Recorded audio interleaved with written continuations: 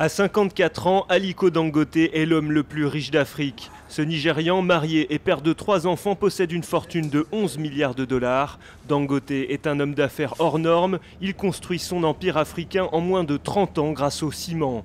À l'âge de 20 ans, il possède déjà plusieurs camions pour transporter et vendre du ciment près de sa ville natale de Kano, dans le nord du Nigeria. Il se lance ensuite à l'assaut de la capitale, crée sa société Dangote Group et rachète la plus grande usine de ciment d'Afrique subsaharienne.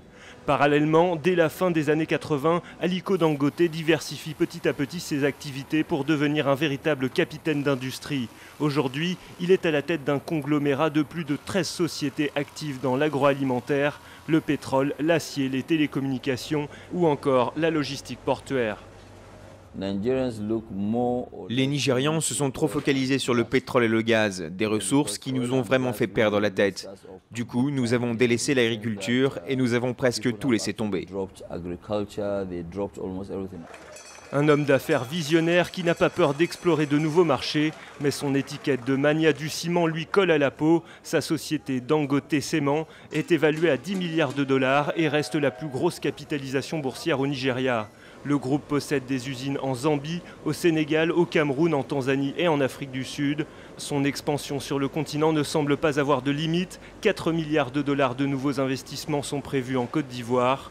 L'industriel voit grand au-delà des frontières du continent. Aliko Dangote veut maintenant s'imposer à l'international. Le vrai objectif pour nous est de voir ce que nous pouvons apporter et redonner à notre pays, le Nigeria, et aussi au continent africain. La seule manière de le faire, c'est de rester là où vous pensez pouvoir apporter beaucoup de valeur ajoutée. Nous avons jusqu'ici réussi à porter le drapeau du Nigeria et de l'Afrique dans les endroits où personne ne nous attendait.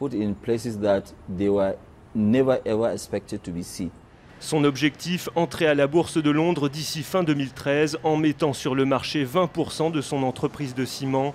Avec une capitalisation de 35 à 40 milliards de dollars, Dangote Cement deviendra la plus grande entreprise africaine cotée en bourse, détrônant l'opérateur sud-africain MTN.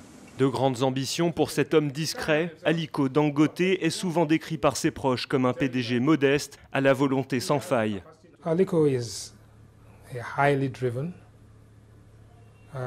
Aliko est un homme extrêmement motivé, a l'esprit de compétition très développé et c'est un passionné. Lorsqu'il s'engage dans une chose, il fait tout pour gagner.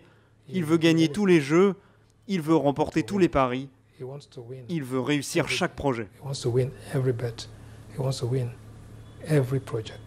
Avec un chiffre d'affaires de 2,5 milliards de dollars, le groupe Dangote contribue à hauteur d'1% du PIB et emploie 23 000 personnes dans un pays fortement touché par le chômage.